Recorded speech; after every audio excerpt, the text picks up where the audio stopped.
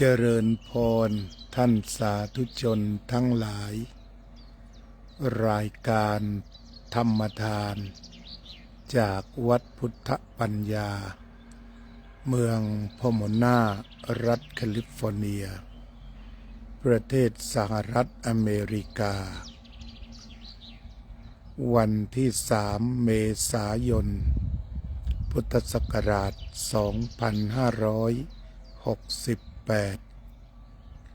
วันนี้ได้ธรรมสัญจรมาที่วัดวชิระธรรมาภิระตาราม เมืองซังแกเลนประเทศสวิตเซอร์แลนด์ตามปกติอากาศที่นี่ก็จะหนาวเหน็บฟ้ามนไม่ได้เมฆฝนที่พร้อมจะตกลงมาเป็นประจำแต่ทว่าวันนี้ท้องฟ้าใสอย่างยิ่งฤดูใบไม้ผลิกำลังทำงานเบิกบานเต็มที่อาตมาจึงลงมาถือโอกาสถ่ายภาพของวัดวชิระธรรมาภิระตาราม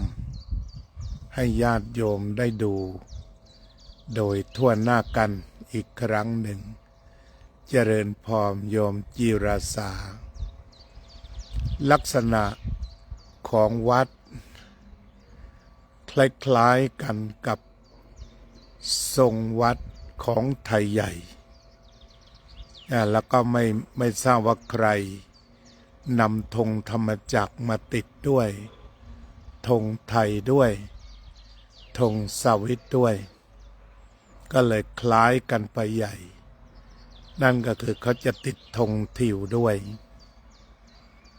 อันนี้ก็คือบริเวณที่ทางคณะกรรมการวัด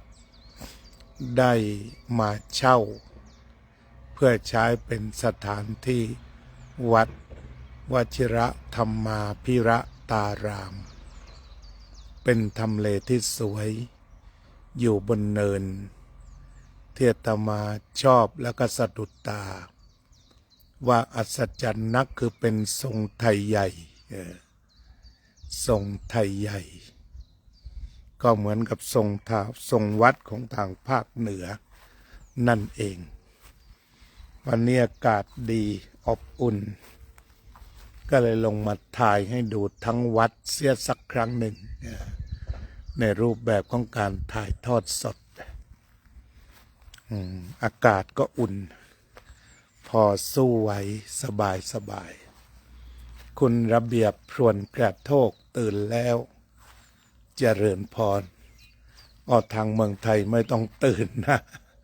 เวลาประมาณ2 ทุ่มนี่ป้ายวัดแล้วก็มีพระอยู่ข้างบนนี่ถ้าดูหลังคาด้วยก็กำลังสวยงามมากทีเดียวนี่ลักษณะเป็นอย่างนี้มีต้นสนสวยบ้านเพื่อนบ้านก็สงบดีทีนี้ตอนนี้ในฐานะเป็นฤดูใบไม้ผลิทางสวิตเซอร์แลนด์นั้นดินอุดมสมบูรณ์เพราะมีการโรยขี้วัวเป็นระยะฉะนั้นเราก็เห็นใบไม้เล็กๆออกมาเนี่ยเช่นว่าสีขาวในดอกไม้ออกมาแล้วอย่างนี้เลยนี่สีเหลืองต่อไปก็จะออกเต็มไปหมดอีกไม่กี่นานพออากาศอุ่นโยมบุญรัตนสงขลาโยมสุนิตวงศ์สุเทพเจริญพร2 ทุ่มเนาะบ้านเราทางอำเภอหลังสวนขอบคุณมากที่ติดตามรายการกันไปทุกคนทุกแห่งรายการนี้ก็ต้องการผู้ชมเช่นเดียวกัน วันนี้ลงมาที่ลานหน้าบ้านตรงนี้เป็นลานหญ้าชอบดอกไม้น้อยๆ ชอบดอกไม้น้อยๆโยมโซเฟียสุภาพรเจริญพรอาตมาก็มาเดินอยู่ข้างล่างวัดมาที่กลุ่มดอกไม้ซึ่งเพิ่งขึ้นมาเนี่ยบนดินจะสวยมีดอกไม้ขึ้นเองนานาพันธุ์นี่สีขาวดอกไม้สีขาวอมม่วงก็มีสีเหลืองสลับกันก็มีเจริญพรโยมโซเฟียสุภาพรได้ยินเสียงนกกันไหมเสียงนกร้องดีจังเลยอาตมาก็คงจะเดินอยู่แถวนี้ก่อนนะไม่เปียกอากาศแห้งดีก็ให้ญาติโยมเห็นความเป็นสวิตเซอร์แลนด์เอกลักษณ์ก็จะมีภูเขาสูงเป็นเทือกติดต่อกันจะมีหิมะยังคงหลงเหลืออยู่ในส่วนที่สูงตรงหน้าอาตมานี่ก็เป็นชาวนามีรถไฟวิ่งเป็นขบวนไกลๆมีถนนตัดถึงกันก็เป็นชาวนาเศรษฐกิจพอเพียงเศรษฐกิจพอเพียงในที่นี้หมายถึงว่าพึ่งตนเองได้เจริญพรโยมกัลยาว่องทิพย์คงคาได้นำเอาผลผลิตเช่นชาวนานั้นเริ่มต้นตั้งแต่เลี้ยงงัวแล้วก็นำเอามูลโคหรือขี้งัวนำมาโปรยในท้องที่ในลานหญ้าที่มีอยู่ที่ตนมีอยู่กี่ไร่ก็ตามจากนั้นหญ้าก็จะขึ้นเขียวส่วนหนึ่งงัวก็จะกินหญ้าที่ได้ปุ๋ยจากขี้วัวแล้วก็อีกส่วนหนึ่งก็เก็บหญ้านี้ไว้ใช้ในฤดูหนาวหรืออาจจะมีการจำหน่ายด้วยก็เป็นว่าไม่ต้องซื้อปุ๋ยเพราะฉะนั้นพืชที่ปลูกที่นี่ก็กลายเป็นพืชออร์แกนิกไปทั้งหมดเพราะว่าใช้ปุ๋ยจากขี้วัวโดยตรงก็ได้ทั้งสองอย่างคือได้ผลผลิตที่เป็นออร์แกนิกเป็นอินทรีย์แล้วก็จะได้ทั้งปุ๋ยด้วยที่เป็นอินทรีย์ได้ทั้งหมดนี่ก็คือลักษณะของเศรษฐกิจพอเพียงลักษณะเศรษฐกิจพอเพียงคือสามารถอิงอาศัยทรัพยากรที่มีอยู่เพราะฉะนั้นในหลวงท่านเติบโตในประเทศนี้ก็คงจะยังรู้อย่างดีแล้วก็นำมาประยุกต์ในบ้านของเราได้อย่างเหมาะสมวันนี้หนูไม่สบายเป็นอย่างไรหรือโยมบุญรัตน์ณสงขลาเป็นหวัดหรือเป็นอะไรถ้าเป็นหวัดก็ใช้ยาของท่านขวัญชัยเลยทีเดียวนั่นก็คือนำเอาหัวหอมกับเกลือมาเคี้ยวซะก่อนหรือว่าถ้าเป็นยาอาตมาก็ต้มน้ำกับเราแดงแล้วก็ดื่มถ้าอยากให้หายไวก็นำเอากับเราแดงมาต้มเทใส่กะละมังแล้วก็มันขึ้นเป็นไอขึ้นมาเราก็เอาผ้าคลุมหัวใช้ผ้าห่มก็ได้แล้วก็สูดไอแรงๆก็จะบรรเทาอาการป่วยแบบชนิดนั้นโดยเร็วโดนฝนเป็นไข้ถ้าฝนตกเป็นไข้ก็กะเพราแดงต้มเลยนะต้ม3 เอา 1เดี๋ยวก็หายหลังสวนฝนยังตกอยู่ใช่ไหม ก็ต้องพูดว่าดีใจด้วยแหละที่ฝนตกเพราะว่าจะได้เติมเต็มน้ำภายในสวนทุเรียนสวนเงาะต่างๆวันนี้อาตมาก็ไม่หนาวธรรมดาก็ต้องอยู่แต่ภายในกุฏิที่เดียวมันหนาวโผล่มาถ้ายืนแบบนี้ไม่ได้อันนี้ก็ได้มา2 วันแล้วนะออกมายืนข้างนอกได้แบบสบายนี่ก็เป็นธรรมชาติดอกไม้ป่ามันขึ้นของมันมาเองโดยตรงฝนตกมา3 วันดีขอให้ตกเยอะๆขอให้เต็มคลองสักครั้งก่อนสงกรานต์เพราะว่าชาวสวนส่วนใหญ่ทางหลังสวนบ้านเราเนี่ยกว่าจะผ่านฤดูแล้งเดือนเมษานี่ก็เป็นที่รู้กันเอาถ่ายวัดให้เห็นกันอีกทีหนึ่งอันนี้วัดตั้งอยู่บนเนินสวยทรงไทยใหญ่พอมาเห็นแล้วก็อัศจรรย์โยมที่มาเช่าบ้านนี่เก่งมากเรียกว่ามีทั้งหมด4 มุกไปเลยได้บ้าน4 มุกบ้านฝรั่งซึ่งไม่ค่อยเจอ4 มุกก็เลยน่าอัศจรรย์ก็สงบดีเหมือนกันก็ได้ทราบว่าหลังสวนฝนตกก็ดีใจอยู่จะได้มาเติมน้ำบนดินนั่นแหละนะน้ำบนดินตามสวนตามไร่หนูกินฟ้าทลายโจรค่ะพระอาจารย์สาธุเลย6 เม็ดหายเหมือนกันใช่หรืออาจจะอยู่บ้านเราใจถึงหน่อยต้มสดสมัยอาจารย์อยู่พังงาส่วนโมกอันดามันก็ให้โยมถอนมาต้มสดวันละกะติก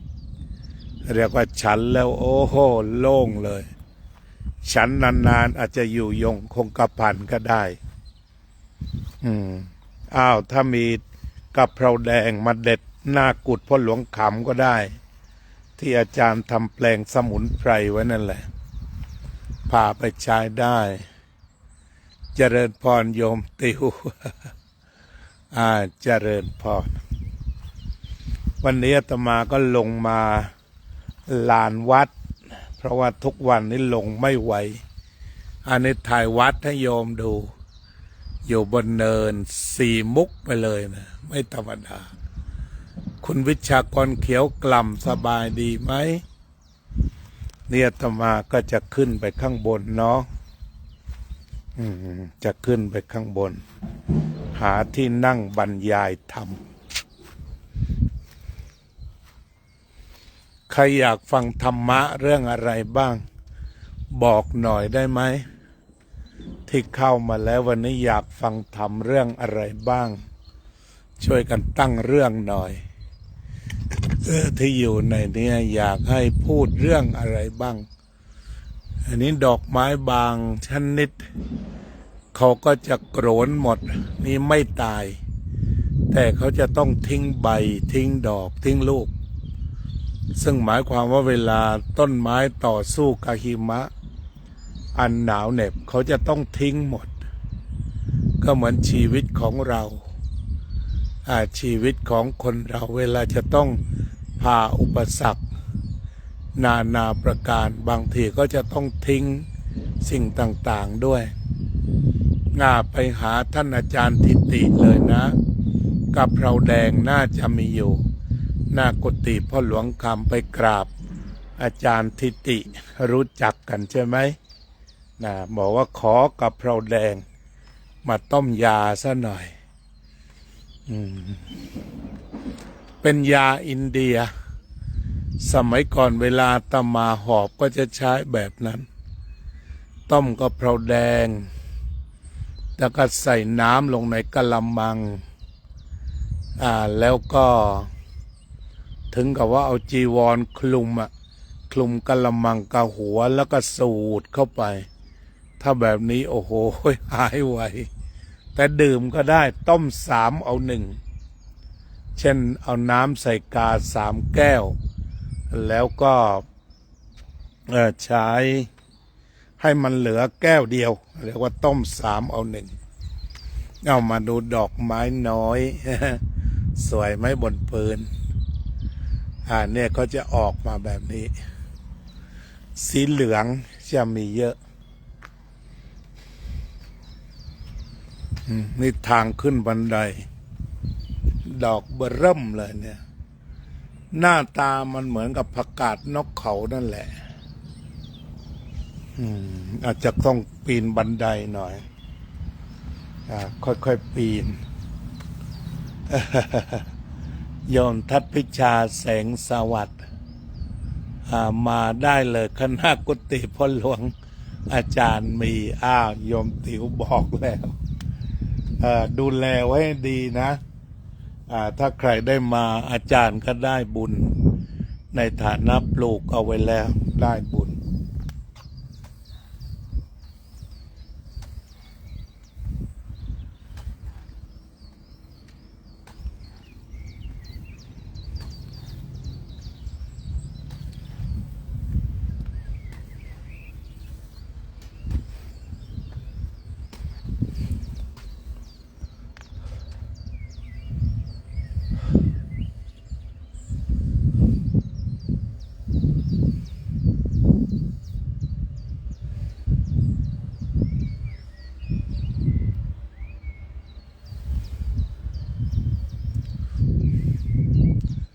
การยกระดับขึ้นเป็นมนุษย์4 ระดับ 1 รู้จักตัวเอง 2 เชื่อตัวเอง 3 บังคับตัวเอง 4 พอใจตัวเอง 5 ไหว้ตัวเองได้ครับสุดยอดเลยศึกษาตนเองทำความเข้าใจตนเองปรับปรุงตนเองเปลี่ยนแปลงตนเองเพิ่มคุณค่าให้แก่ตัวเองยกมือไหว้ตัวเองได้เนี่ยอาตมาก็สรุปมาจากหลวงพ่อพุทธทาสเหมือนกันก็คือหมายความว่าศึกษาตัวเองก่อนศึกษาตัวเองทำความเข้าใจตัวเองปรับปรุงตัวเองพัฒนาตนเองเพิ่มค่าให้กับตนเองสุดท้ายก็มั่นใจในตัวเองก็ได้แล้วก็ยกมือไหว้ตัวเองได้ทีนี้มาขึ้นมาถึงบนวัดก็ยังมีดอกไม้อีกนะนี่ดูสีของมันเห็นไหมนี่นี่ก็สีหนึ่งเห็นไหมต่างกันแล้วก็นี่ก็เป็นอีกแบบหนึ่งเลยใช่ไหมกับข้างล่างเมื่อกี้สีม่วงนี่สีขาวแซมเหลืองเห็นไหมนี่ธรรมชาติแท้ๆเลยเนี่ยธรรมะคือธรรมชาติใช่ไหมโยมประพันธ์ใช่ไหมเนี่ยธรรมชาติมันงามของมันเอง เนี่ยมันมีทั้งอนิจจตาทุกขตาอนัตตตาธรรมะทิตตาธรรมนิยามตา สุญญตาตัทตาอตัมมยตา คือไม่ต้องไปปรุงมันมาก เจริญพรโยมรุ่งนภาโรจนะบุรานนท์โยมพรพันธ์เบรดเล่วันนี้เราชมดอกไม้กันบ้างเนาะมาดูกองนี้อีก มาดูกองนี้สวยเลยวัดสันขยอมสวัสดีครับท่านพระอาจารย์พระครูโชติธรรมบัณฑิตนี่ก็หมายความว่าฤดูหนาวผ่านไปตรงนี้ก็เป็นฤดูใบไม้ผลิหรือเรียกว่าฤดูสปริงแต่มันก็ยังมีฝนสลับมีหนาวแต่ว่าต้นไม้พวกนี้มันทนหนาวของมันละเรียกว่าความหนาวหรือฝนหนาวขึ้นมาเนี่ยมันสู้ไหวมันไม่ยอมแพ้นี่มีอีก เขาจะขึ้นเป็นกลุ่มเป็นกลุ่มเป็นกลุ่มเดี๋ยวก็จะสวยไปเลย หลายชนิดขึ้นมาเอง ธรรมชาติสวยงามจริงๆทีนี้ก็พอมันมีธรรมชาติมากก็คือ PM 2.5 ไม่มีเลย แม้ว่าเขาจะมีบ้านแต่ว่าเขาจะบังคับคือในเขตที่เขียวๆที่ยอมเห็นบ้านเป็นหลังๆแล้วเขตสีเขียวนั้นน่ะเขาห้ามสร้างคือถ้าขออนุญาตสร้างบ้านจุดใดก็สร้างจุดนั้นแต่ว่าที่มันเป็นลานเขียวทั้งหมดก็คือจะต้องเก็บไว้ให้ปลูกหญ้าให้งัวกินอันนั้นวิถีของชาวนาเขาต้องเป็นระบบที่มองไปไกลๆฉะนั้นชาวเมืองก็ไม่ค่อยจะแออัดพอเขาอยากจะได้อากาศบริสุทธิ์ก็หลุดมาเลยก็มาแถวนาแถวนี้ขึ้นไปหุบเขาเมื่อวานนั้นก็เป็นนะว่าวันนี้เดี๋ยวเราตั้งหลักสนทนาธรรมกันในเรื่องของการศึกษาตัวเองเนาะการศึกษาตัวเองการทำความเข้าใจตัวเองการปรับปรุงตนเองการพัฒนาตนเองเพิ่มค่าให้แก่ตัวเองตลอดถึงยกมือไหว้ตัวเองได้อันเป็นคำของหลวงพ่อพุทธทาสท่านบอกว่า self study self awareness self development self respect อย่างนั้นใช่ไหมฮะทีนี้การศึกษาตัวเองคำว่าศึกษามันก็มาจากคำว่าสะกับอิกขะสักกะแปลว่าตัวเองอิกขะแปลว่ามองศึกษาก็คือหันมาศึกษาตัวเองหรือหันมามองตัวเองมองเข้ามาที่ตัวเองได้ศึกษาตัวเองทำความเข้าใจว่าเราเกิดมากับใครอยู่ที่ไหนพ่อแม่ทำอะไรตระกูลเป็นอย่างไรเติบโตมาในสิ่งแวดล้อมแบบใดนี่ศึกษาตัวเองแล้วก็ทำความเข้าใจตัวเองเข้าใจตัวเองว่าถ้าเราเกิดมาแบบนี้ควรจะก้าวไปอย่างไรหรือควรจะอยู่ต่อไปอย่างไรศึกษาตนเองทำความเข้าใจตนเองรู้จักตัวเองหลวงพ่อพุทธทาสก็ได้กล่าวกลอนเอาไว้ว่าจงรู้จักตัวเองคำนี้หมายว่าค้นพบแก้วได้ในตัวท่านหาข้างนอกทำไมให้ป่วยการดอกบัวบานอยู่ในเราอย่าเขลาไปในดอกบัวมีมณีที่เอกอุดสุดที่ใครจะหามาให้ได้การจะตรัสรู้หรือรู้สิ่งใดๆย่อมเริ่มไปจากการรู้ตัวสูเองเจริญพรโยมน้อยพรหมประเสริฐสวัสดีครับท่านอาจารย์สาธิตธีระปัญโยครับ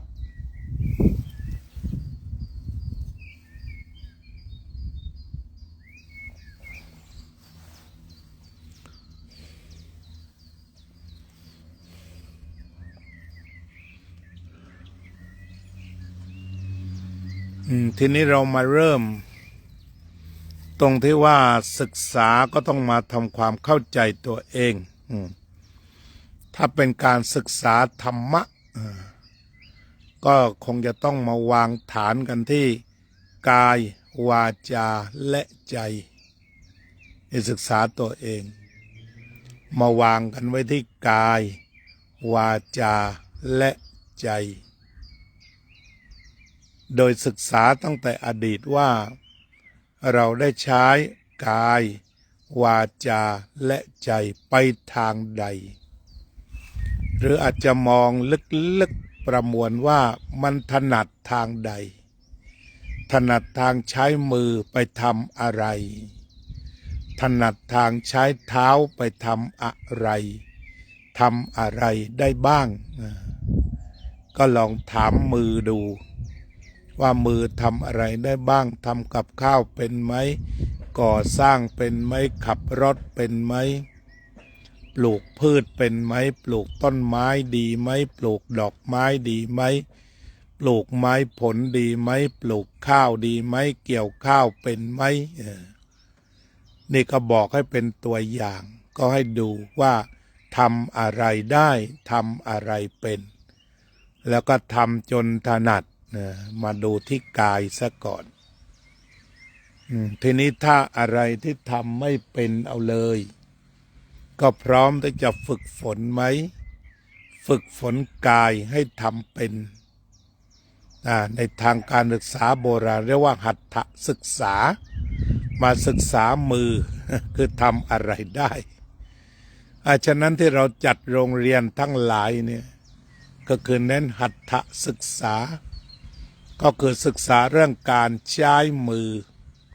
การเขียนหนังสือกอไก่ขอไข่ขอขวดคอควายคอคนคอระฆังเนี่ยการเขียนหนังสือได้เนี่ยตรงนี้ก็เป็นหัตถศึกษาการวาดภาพได้ก็เป็นหัตถศึกษาการใช้มีดได้ใช้จอบใช้เสียมใช้เลื่อยได้ตรงนี้เรียกว่าเป็นหัตถศึกษาคือใช้มือได้อย่างดีปลูกพืชได้อย่างท่านอาจารย์สาธิตก็ส่งเสริมหัตถศึกษามีการปลูกแตงกวาปลูกบวบแล้วก็ปลูกอะไรอีกปลูกมะม่วงที่บ้านที่สำนักธรรมาภิวัตรปีนี้ปลูกอะไรบ้างครับ ปลูกผักทั้งหลายเขียวชะอมเป็นผักออร์แกนิกเทวดาเลี้ยงเป็นผักอินทรีย์เหมือนกันที่วัดของท่านตลอดถึงฝึกฝนหลายอย่างตรงนี้เรียกว่าหัตถศึกษาก็คือมาปลุกมาร้าวมาบอกให้คนได้เข้าใจตนเองว่าทำอะไรได้คือใช้มือทำประโยชน์ตนได้ทำประโยชน์ผู้อื่นได้เช่นเบื้องต้นหุงข้าวกินเองได้ทำกับข้าวกินเองได้ หุงหาอาหารเองได้ ทีนี้บางคนทำได้ถนัดทำได้อร่อยก็ลองพาไปค้าขายเปิดร้านเปิดภัตตาคารก็กลายเป็นว่าจากฐานความรู้ที่ทำเป็นอยู่ที่กายสามารถสร้างคุณค่าได้หรือว่าการใช้มือวาดเขียนวาดเขียนแล้วก็รู้จักตัวเองว่าวาดดีชอบวาดมีความคิดสร้างสรรค์อย่างอาจารย์เฉลิมชัยโคสิทธิพิพัฒน์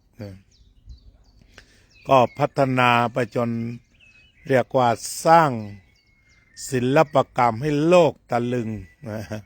อยู่ในวัดสีขาวของท่านวัดร่องคุณไว้เทมเพิลใครๆก็มาดูจากทั่วโลกขณะเดียวกันศิลปะก็เลี้ยงชีพจนมีฐานะเลี้ยงเนื้อเลี้ยงตัวได้นี่เรียกกันว่าหัตถศึกษาหรือเวลาเราสร้างตึกที่ยังไม่ถล่มก็เรียกว่าการใช้มือสร้างตึกระฟ้าได้ก็มาจากความถนัดตรงนี้บางคนก็เรียกว่าถนัดทางช่างก็มารวมช่างกันทีนี้เวลาที่จะทำบุญก็ใช้มือนี่แหละตอนนี้ก็ใช้มือไปตัดเหล็กใช้มือไปขับแมคโครใช้มือไปขับ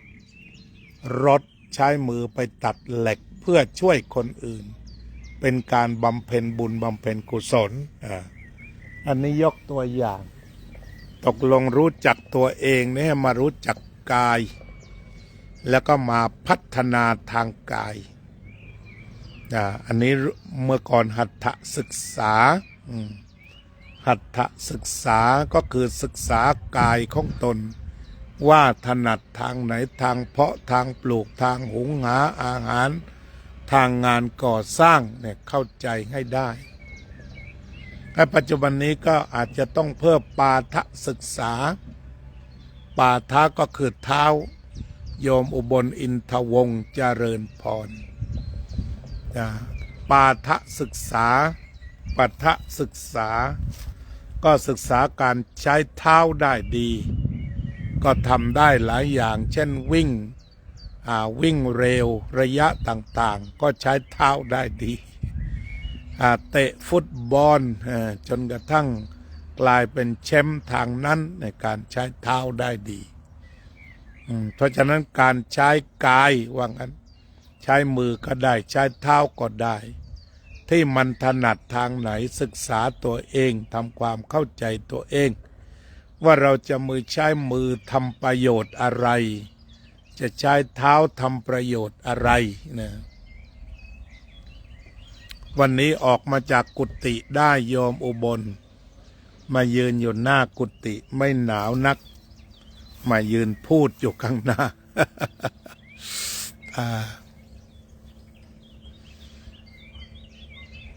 นี่เรียกว่าเป็นการศึกษาที่กายแหละเนี่ยสิกขาหรือการศึกษาที่กายไตรสิกขาก็มามีศีลสมาธิปัญญาหรือถ้าเราจะมารู้จักตัวเองที่กายศึกษาว่ามันดีอย่างไรมันยอดเยี่ยมอย่างไรมันเกิดประโยชน์ตนอย่างไรเกิดประโยชน์ผู้อื่นอย่างไรศึกษาตัวเองทำความเข้าใจตัวเองคือศึกษามือศึกษาเท้าแล้วก็คิดว่าตอนนี้มันได้ขนาดไหนแล้วมันจะต้องปรับอย่างไรไปฝึกอย่างไรเช่นบางคนตอนเด็กๆชอบวาดสิ่งโน้นสิ่งนี้โตขึ้นส่งไปเรียนพ่อช่างเลยส่งไปเรียนที่กรมศิลป์เลย ส่งไปเรียนโรงเรียนวาดเขียนอย่างนี้ก็คือหมายว่าไปพัฒนาหลังจากไปรู้ว่ามันมีพรสวรรค์แล้วก็จะต้องเติมด้วยพรแสวงเพื่อที่จะทำให้เกิดค่ามูลค่าเพิ่มยิ่งขึ้นอาจารย์เฉลิมชัยก็ดีอาจารย์ถวันดัชนีก็ดีก็เป็นคนที่มาจากภาคเหนือและเริ่มรู้จักตัวเองแล้วก็มาที่เพาะช่างเพาะนะชื่อดีแล้วเกิดมาเพาะช่างคือหมายความว่าพวกเขานั้นก็เป็นช่างน้อยๆเป็นเมล็ดพันธุ์หลังจากการเพาะแล้วกลายเป็นช่างใหญ่ช่างโตผลิตดอกออกผลเป็นความชื่นใจของมนุษยชาติทั้งประเทศไทยและต่างประเทศก็นิยมชมชอบในระหว่างจากการรู้สึกว่าตนเองเป็นช่างวาดแล้วต่อมาก็ได้มาเพาะซะอีกทีหนึ่งที่เรียกว่าโรงเรียนเพาะช่าง ในที่สุดก็ทำให้กลายเป็นช่างใหญ่จากการเพาะปลูกที่ดีจากหลักสูตรที่ดีจากการเพิ่มพูนที่ดีนี่เรียกว่ารู้จักการใช้กายศึกษากายทำความเข้าใจพัฒนาเห็นความถนัดแล้วก็เพิ่มเติมเข้าไปนี่เรียกว่าเป็นการพัฒนาศึกษาตัวเองพัฒนาตัวเองปรับปรุงตัวเองเปลี่ยนแปลงตัวเองแล้วก็สุดท้ายเพิ่มค่าให้กับตัวเองกับมือกับเท้าที่ตัวเองมีความถนัดนั่นแหละ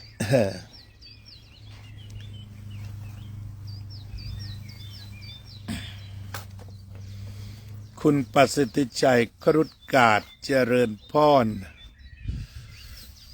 นี่ก็เรียกว่าคุยถึงการรู้จักและการพัฒนามือพัฒนาเท้าพัฒนากาย ต่อก็มาดูการพัฒนาวาจา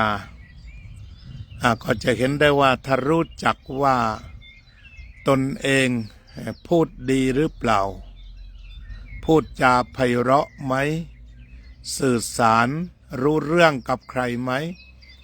เป็นที่จับอกจับใจของใครหรือเปล่าหรือว่าพูดทุกครั้งทำให้เกิดปัญหาทุกครั้ง อันนี้ก็อยู่หน้าบันไดกุฏิก็ยังอุ่นๆก็เลยไม่ได้รีบเข้ากุฏิวันนี้ก็น่าจะจบรายการอยู่หน้ากุฏนี่เองก็ได้2 วัน อากาศดี2 วันมาหลายวันมันหนาวโผล่หัวมาไม่ได้ วันนี้ก็พามาแบ่งปันได้รับความอบอุ่นด้วยเพราะฉะนั้นการทำความเข้าใจตัวเองที่กายที่วาจาที่นี่มันปรับปรุงได้อันนี้สำคัญมากคือจะต้องปรับเรื่อยไปนะพระพุทธเจ้าตรัสว่าต้องฝึกฝนทันโตเศรษโถมนุษย์เสสุบรรดามนุษย์ทั้งหลายผู้ที่ฝึกตนดีแล้วเป็นผู้ประเสริฐที่สุดก็คือต้องฝึกถ้ากายเรารู้จักทิศทางว่าดีแล้วก็ฝึกในส่วนของวาจาก็เช่นเดียวกันการพูดการสื่อสารต่างๆก็ต้องฝึกไม่หยุดนี่อาตมาเองก็ต้องอ่านต้องฟังทุกคนกว่าจะมานั่งพูดได้ทุกวันนี้อาจจะต้องเก็บข้อมูลจะต้องหาศัพท์ใหม่ๆนี่เราว่าฝึกพูดฝึกถ่ายทอดเขาบอกว่าธรรมะมันยากข้อใดยากก็ฝึกแล้วฝึกอีกที่จะคิดถ่ายทอดทำรายการภาษาอังกฤษก็มีผู้ชมเป็นฝรั่งอยู่ประมาณ90%ก็ต้องพัฒนาทั้งศัพท์ทั้งแสงทั้งการออกเสียงซึ่งพูดแบบภาษาอังกฤษหลังสวนปรับปรุงเรื่อยไปจนเรียกว่าฝรั่งพอเข้าใจธรรมะที่เราสอนนี่ก็ฝึกที่วาจาและที่สำคัญก็คือฝึกการสื่อสารที่ไม่เป็นโทษกับใครก็ได้คือพูดแล้วอย่าให้มันเป็นโทษย้อนกลับตัวเองคือพูดแล้วบุคคลอื่นสบายใจนี่พูดได้ไหมเนี่ยฝึกก่อนจะปล่อยคำพูดไปคิดว่าบุคคลเช่นนี้อยู่ในสังคมอย่างนี้มีความรู้ขนาดนี้เราจะพูดอย่างไรให้เขาสบายใจให้เขามั่นใจให้เป็นแรงบันดาลใจคืออาจจะถือกฎไว้3 อย่างก่อนที่จะสื่อสาร 1. ทำยังไงสื่อแล้วทำให้เขาสบายใจเนี่ยฟังแล้วสบายใจ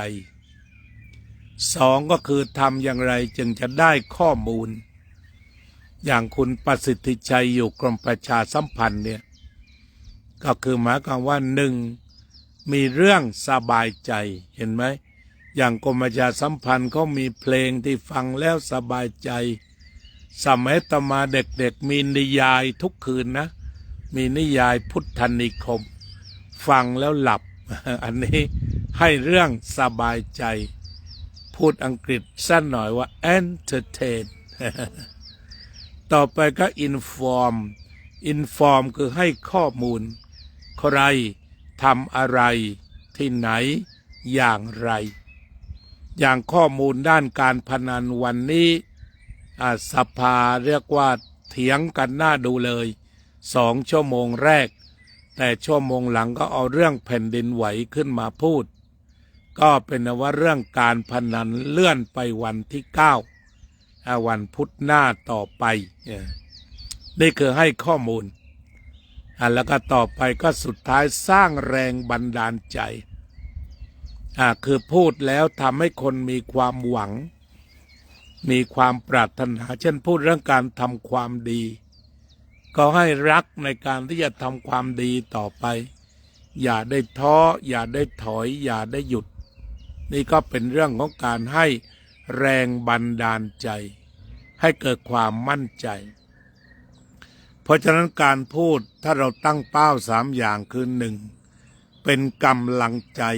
2ให้ข้อมูล3คือแรงบันดาลใจไม่ว่าเราจะสื่อกับใครให้เป็นไปเช่นนี้ก็เรียกว่าการสื่อดีวาจาดีใจดีมาตรวจใจใจเป็นคนหงุดหงิดงุ่นง่านชอบปองร้ายคนอื่นไหมละโมบไหมถ้าใจมันโลภเกินไปมันก็หนักใจมันอยากได้เกินไปมันก็หนักแต่ถ้าใจคิดจะให้สบายกว่าจิตที่คิดจะเอาจิตที่เมตตาสบายกว่าจิตที่คิดจะโกรธแล้วก็จิตที่มีปัญญาสว่างไสวกว่าจิตที่มีโมหะเอาละถ้าเราไปมีความเข้าใจได้เช่นนั้นแล้วกลับมาถามว่าได้ฝึกแล้วหรือยังประชาชนออกมาคัดค้านกันแล้วตอนนั้นพอดีมีรองประธานสภามารับจดหมาย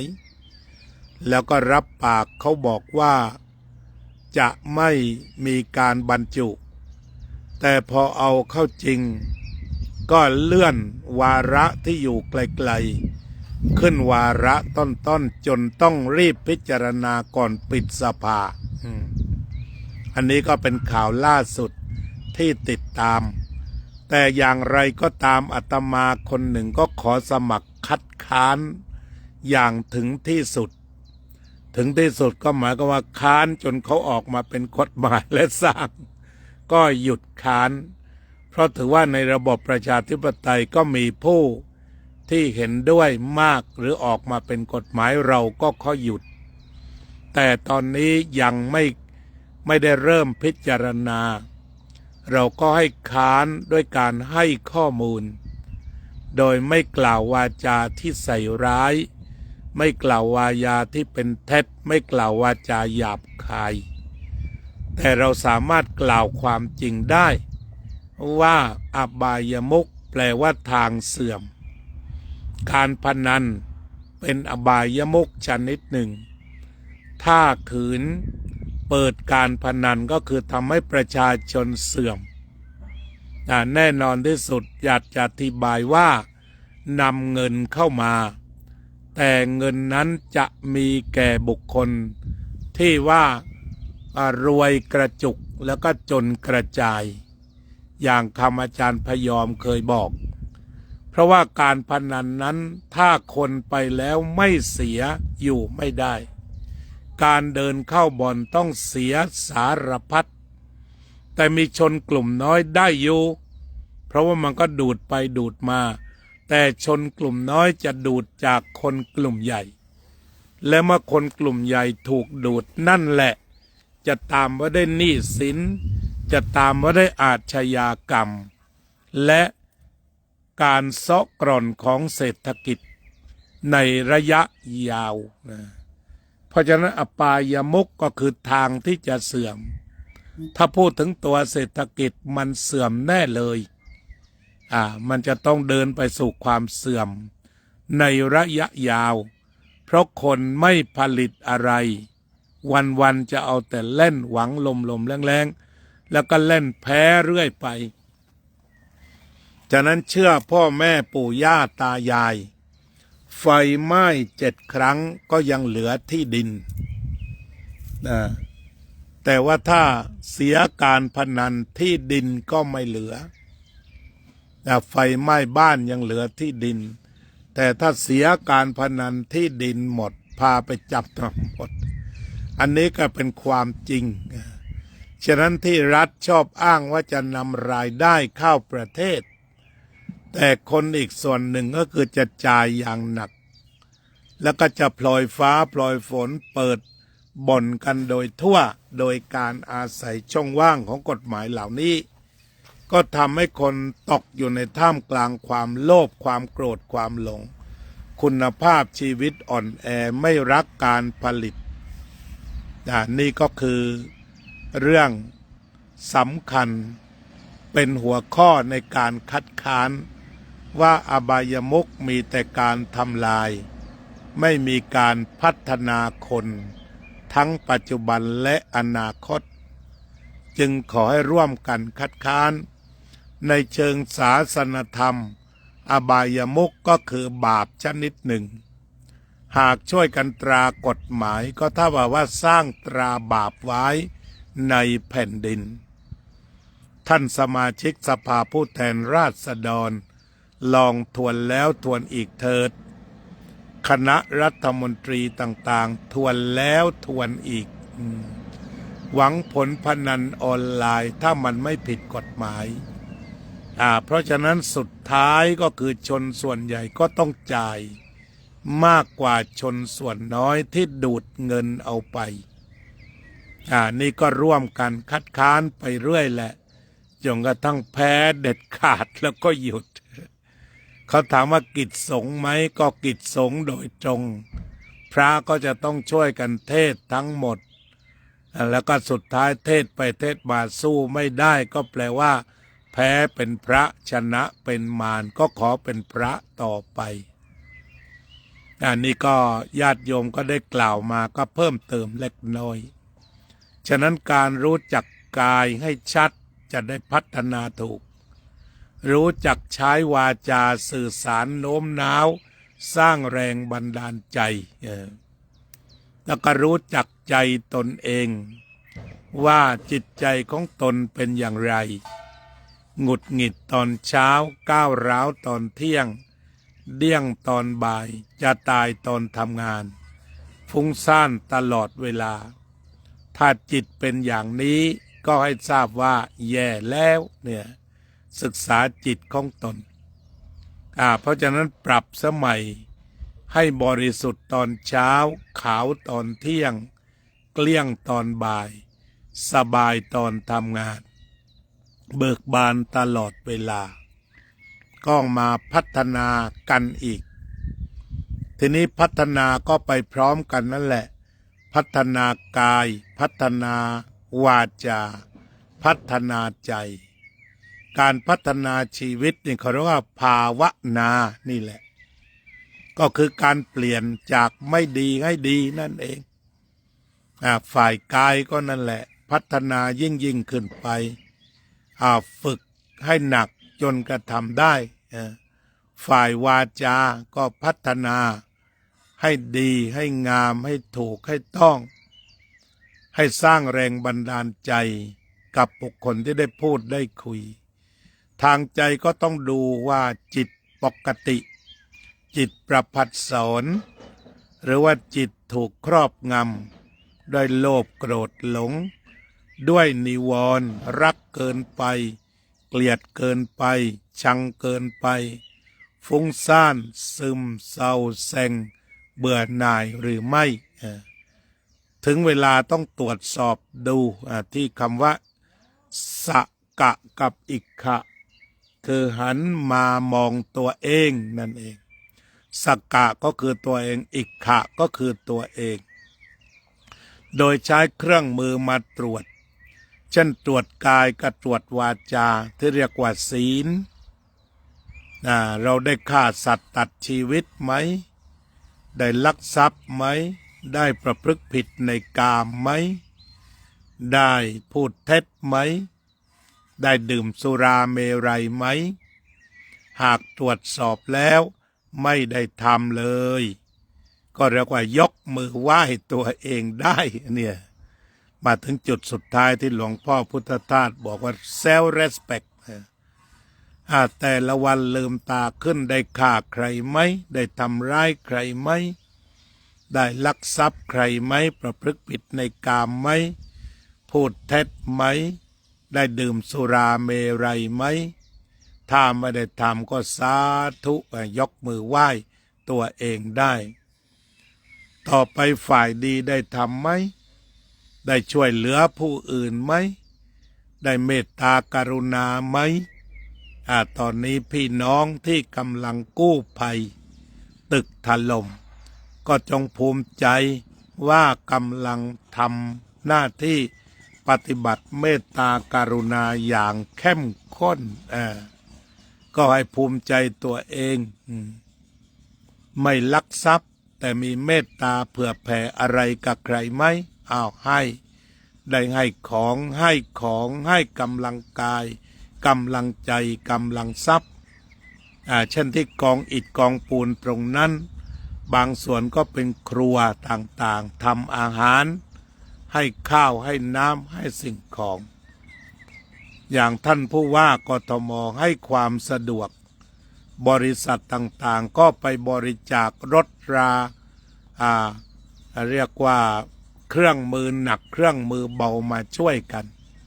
ตรงนั้นก็เป็นการเสียสละด้วยความเมตตากรุณา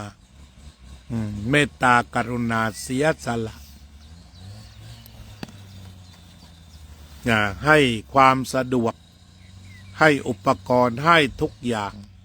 พวกเราก็ให้กำลังใจเด็กกระวาล้วนแต่เป็นที่มาของใจดีทั้งนั้นเกิดความใจดีก็ทำอยู่ตรงนี้ไม่มีการประพฤติผิดในกามล่วงละเมิดสามีภรรยาของใครแล้วก็ไม่พูดเท็จเอาแต่ความจริงไม่นำสุราเมรัยเข้าไปใช้กับชีวิตแต่เจริญสติทุกประเภทไม่ว่าจะเป็นสติสัมปชัญญะสติปัฏฐานสติอานาปานสติสติสัมโพชฌงค์ขอมีชีวิตด้วยสติเด็กก็เข้าใจตัวเองต่อไปมาดูใจจิตใจเป็นอย่างไรบ้างสงบดีไหมสมาหิตโตหรือเปล่ามั่นคงไหมหวั่นไหวอะไรหรือเปล่าปริสุทธโธบริสุทธิ์ไหมถูกอะไรมาครอบมางำมาปกมาปิดมาโจมตียอมจิรารัตน์เกียรติสันติกุลจะเริญพรตื่นนอนแล้วเนอะก็มาดูจิตบริสุทธิ์ไหมมีอะไรเข้ามาบังมาปิดมาก่อมากวนหรือเปล่าถ้าไม่มีก็สาธุยกมือไหว้ตัวเองได้ที่หลวงพ่อพุทธทาสบอก self respect ยกมือไหว้ตัวเองได้นั่นเองให้ยอมดูภูเขารอบวัดจ้าแล้วก็ให้ดูดอกไม้เล็กๆอีกครั้งหนึ่งกำลังบานเต็มที่เลยดูนิดหน่อยเนอะโยมเอริกเจริญพรเนี่ยกำลังจะออกกันมาเต็มที่พวกนี้ก็ออกแล้วมีสีต่างๆเอาอีกสักรอบนี่ออกแล้วนำความงามมาฝากเด้อทีนี้ก็ศึกษาจิตดูถ้าจิตมันประพัดซ้อนไม่ถูกม่านเมฆคือกิเลสก็ให้ยกมือไหว้ตัวเองว่าวันนี้นาทีนี้ขณะนี้ก็มีจิตบริสุทธิ์มีจิตสะอาดมีจิตสว่างมีจิตสงบเนี่ยก็ใช้เครื่องมืออีกเครื่องมือหนึ่งได้แก่สมาธิมาศึกษาจิตใจเข้ามามองตัวเองแล้วก็ปัญญาต่อไปปัญญาก็จะเป็นตัวบอกว่าเมื่อจิตบริสุทธิ์รู้สึกเป็นสุขเวลาเศร้าหมองทุกทีจิตหนักทุกทีจิตเหนื่อยทุกทีจิตอึดอัดทุกทีขัดเคืองทุกทีไม่อยากอยู่กับกิเลสแล้วเนี่ยเพราะนั้นปัญญาก็จะรู้เท่ารู้ทันรู้กันรู้แก้รู้แน่รู้ชัดรู้สลัดรู้ปล่อยรู้วางรู้ว่างรู้สงบเย็นฉะนั้นก็ขอขอบคุณโยมประพันธ์วงศ์พานิชที่ได้พูดถึงการยกระดับชีวิตตั้งแต่ศึกษาตนเองทำความเข้าใจตนเอง ปรับปรุงตนเองเปลี่ยนแปลงตนเองพัฒนาตนด้วยระบบของหัตถศึกษาพุทธิศึกษาพัฒนาสมองพละศึกษาพัฒนากายจริยศึกษาพัฒนาศีลธรรมพร้อมกันไปจนตนเองมีความรู้มีความสามารถใช้กายวาจาใจนั้นอย่างมีคุณค่าต่อตนเองต่อเพื่อนมนุษย์สามารถเลี้ยงชีพตัวเองได้เพื่อแผ่เพื่อนมนุษย์ได้ก็สามารถยกมือไหว้ตัวเองได้นั่นเองวันนี้ก็คงจะจบด้วยวิวสวยๆแก่ท่านสาธุชนเสียงนกร้องจอกแจ๊กจอกแจ๊กแล้วก็เราก็มาดูต้นไม้พุ่มสุดท้ายกันดีกว่าเนาะเนี่ยมันเหลืองจริงๆอยู่หน้าบันไดเมื่อวานขึ้นไปบนเขาช่วงเขาขับรถผ่านนี่มันต้นแบบนี้มีเต็มไปหมดเลยมันจะออกมาเลยฝนฟ้าไม่เกี่ยวอตัมมยตากูไม่เอากับมึงเลยโว้ยอตัมมยตานี่มันถึงคราวแก่รอบนะมันถึงคราวพอดี มันก็อตัมมยตาจะหนาวจะฝนกูไม่รู้อะไรทั้งหมดกูจะออกของกูแล้วนี่คือความสมบูรณ์ของธรรมชาติหลวงพ่อพุทธทาสก็เลยสรุปไว้ว่าธรรมะคือธรรมชาติกฎของธรรมชาติการทำหน้าที่แล้วก็ผลที่เกิดจากการถูกต้องตามธรรมชาติต้นไม้ก่อนนี้ก็ได้แสดงธรรมทั้ง4ประการอย่างครบถ้วนสมบูรณ์ก็ขอจบที่ก่อไม้ก่อนนี้เด้อสัพเพสัตตาสัตว์ทั้งหลายที่เป็นเพื่อนทุกข์เกิดแก่เจ็บตายด้วยกันทั้งหมดทั้งสิ้นอเวราโหนตุจงเป็นสุขเถิดอย่าได้มีเวรแก่กันและกันเลยอัพพยาปัชชาโหนตุจงเป็นสุขเถิดอย่าได้พยาบาทเบียดเบียนซึ่งกันและกันเลยอานิคาโหนตุจงเป็นสุขเถิดอย่าได้มีความทุกข์กายทุกข์ใจเลยสุขีอัตตานังปาริหารันตุจงมีความสุขกายสุขใจรักษาตนให้พ้นจากทุกภัยทั้งสิ้นเถิดอรหังสัมมาสัมพุทโธภควาพุทธังภควันตังอภิวาเทมิสวากขาโตภควตาธัมโมธัมมังนามัสสามิสุปฏิปันโนภควโตสาวกสังโฆสังฆังนามามิขอขอบคุณทุกท่านที่ร่วมฟังร่วมพูดคุยร่วมเจริญภาวนาพวกเราขอประกาศว่าจะต่อต้านการพนันจนกว่ากฎหมายจะทำสำเร็จเพื่อแสดงกุศลเจตนาว่าไม่อยากให้ประเทศไทยเป็นทางแห่งความเสื่อมทรุดในทางเศรษฐกิจและในทางศีลธรรมเราจะทำให้ดีที่สุด